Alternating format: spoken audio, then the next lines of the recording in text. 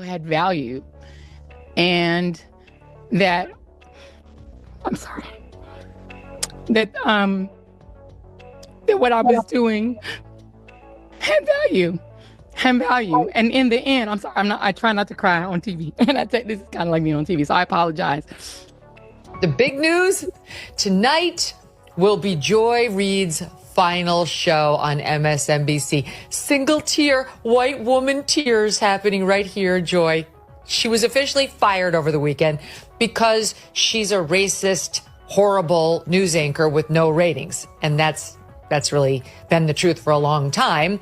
MSNBC's under new management, and I guess they decided to come to grips with reality. The truth is, this is very sad news for us, as she's provided so much material over the years. I feel the way I felt when Brian Stelter got fired, but he came back, and you never know. I'm sure Joy Reid will wind up doing something where we will continue to get to respond to her absolutely insane POV. Let me just say to Megyn Kelly, in my 30-some years as a journalist and my 50-some years as a person of color, go f yourself, okay? Hi, everyone. We're preparing at my house and on the Don Lemon Show for a Joy Reid watch party. So we will see you at 7 Eastern on the Don Lemon Show on YouTube to watch the farewell for Joy Reid on MSNBC. We'll see you then. I know Joy just ended her show by thanking her team, which is the most authentically Joy thing to do, I can tell you. And they are also a very incredible team. But I want to start this show tonight by thanking her. I want to thank her because she's done amazing work here. She does tell stories no one tells. She does that fearlessly on her show. Joy Reid, your show had no value. It was trash, it was propaganda, and it was one of the most damaging things to the unity of America that I have ever seen. There was not one single scam over the past 5 to 7 years that you have not foisted on the American public. You foisted the BLM scam on the American public. You foisted the Russian collusion delusion on the American public. You foisted the January 6th basically lie and propaganda on the American public. You pushed the COVID propaganda on the American public. And so now that you have outlived your usefulness as an effective propaganda tool for the corporate masters that you serve, they have gotten rid of you, which is what happens. I hope that you're happy and feel good about yourself for basically denigrating Black Republicans, for crapping all over Black Republicans like Byron Donalds, Black Republicans like Tim Scott, Black Republicans like me. Black Republicans, you did nothing but smear, denigrate, and bully all of us because we did not fall in line with that agenda. So your tears are delicious. I care nothing about these tears because you are a liar, you are a racist, and you are a propagandist, and I'm glad your show is gone. Shout out to our amazing readers, our audience. I just love running into y'all in the airport, on these streets, and on social media. I could not love or appreciate you more.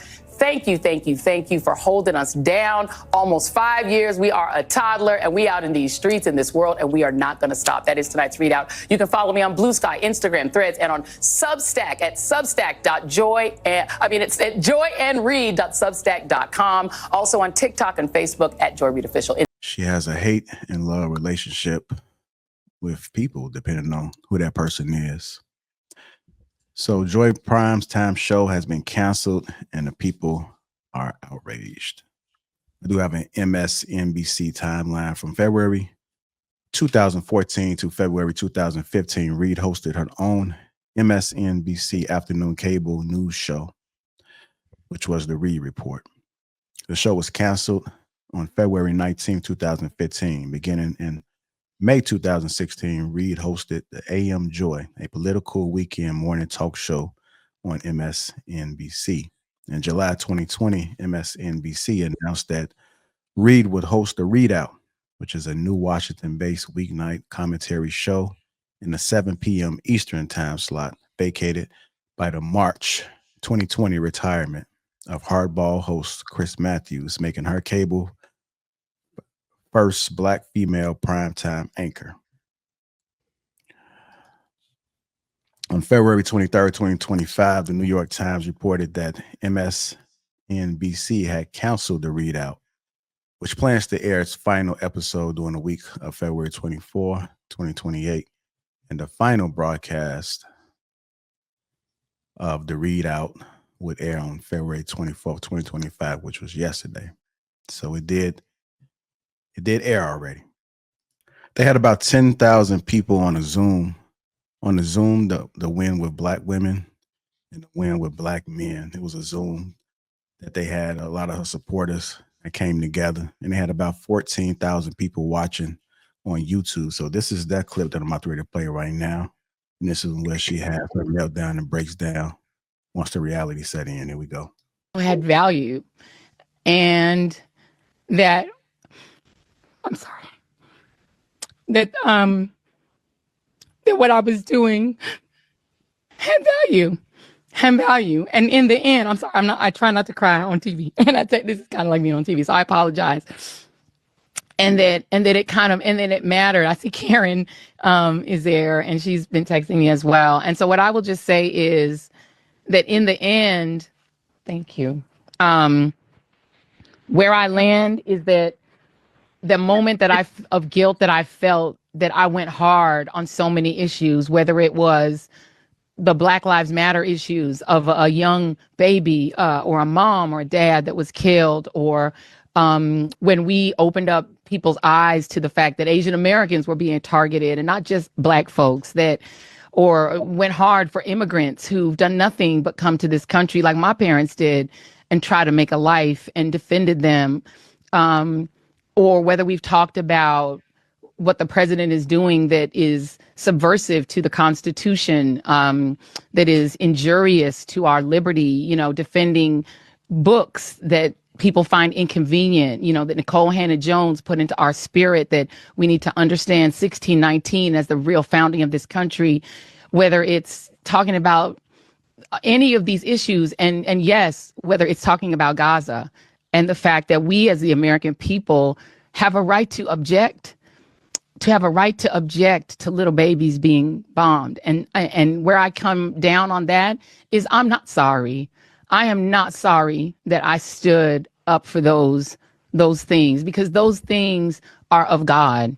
And I'm a church girl too, and those are the things that I was taught were of God. And so I'm not sorry. I'm just proud of my show. All right, following the cancellation of Reid's 7 p.m. the Reid Out, Simone Sanders Townsend, Michael Steele, and Alicia Mendez, the trio that currently co-hosts a show called The Weekend, will take over Tuesday through Friday. They will also host a 2-hour show from 7 p.m. to 9 p.m. on Mondays. The trio of Sanders, Townsend, Steele, and Mendez improved viewership in the Saturday and Sunday 8 a.m. slot by 35% in total viewers in its first year.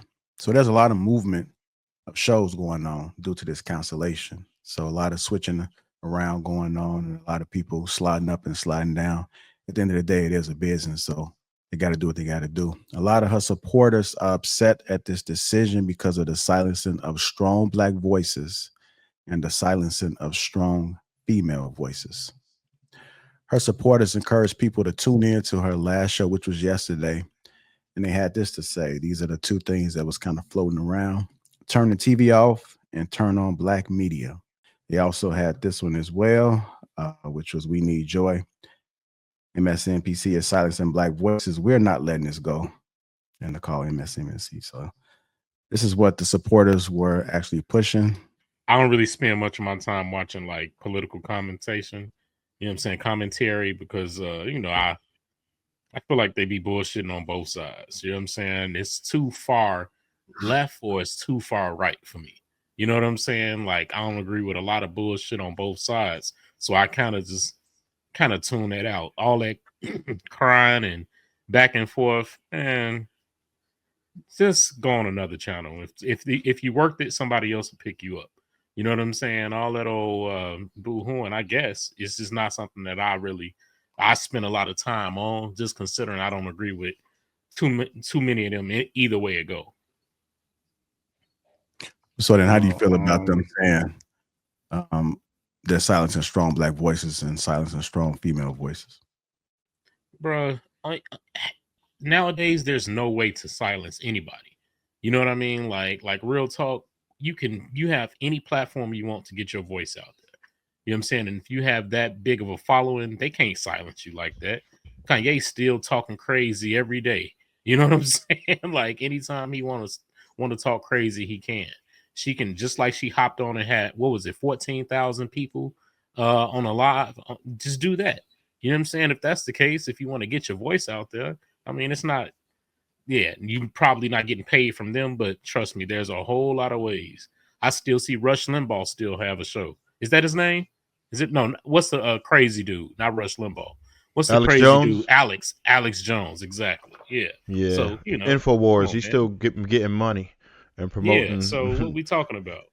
supplements and shit. So I'll say this. Wait, somebody wanted to go? All right, cool.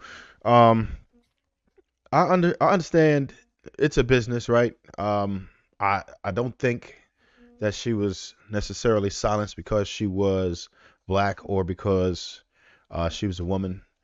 The ratings were kind of taking a hit, and you know it's unfortunate. I do feel like she has a strong following. Law is definitely on one when he said that she can absolutely still be good. I mean, she's worth $4 million. She was reportedly getting $3 million a year, but then it went down to 1.5 as of last year. That's what the reports say. I think she could easily make that as a content creator, easily, right? Because of the fan base that she already has. So she would just have to, take her to. She already has the setup. She could still report as she reports. It'd just be on a different platform where she has the liberty of saying what she wants. I mean, the way that she conducted herself on MSNBC is definitely prudent for YouTube or X or any other platform. She'll be able to still do that and still be fine, and she'll probably be able to be a lot more authentic to what it is that she wants to do. So I seriously don't think it's the end for her. And honestly, if she wanted to continue to be on network TV, which I don't think is a great idea, now I would never do it. But if she wanted to, I'm pretty sure somebody would have a job for her, because some people like what it is that she says. Me personally, I emphatically disagree with a lot of things, but I'm very familiar with her content because I do watch CNN and MSNBC and Fox News. I watch them all just to see different takes and how, because perspective is very important to me. So I think that everyone should have a voice. I don't think anyone should be silenced. And fortunately, we're in a day and age where none of us can truly be silenced, like Law said. It's just they can't really do that anymore because you got a camera, you got a computer, it's a go. She already has the following, which is the hardest part to obtain. So I think that she's gonna be fine. I'm interested to see what Kenny got on it because he said he followed the breadcrumbs. So I wanted to know. The only thing I wasn't familiar with about it was why. I don't know the true meaning of what this was. I understand it's supposed to be new management or whatever, but for her, not every show was axed. So Rachel Maddow's still there, nobody did that. So I wanted to know what the reasoning was that they just axed her so swiftly without any real warning. I'm curious to find out what was going on with that.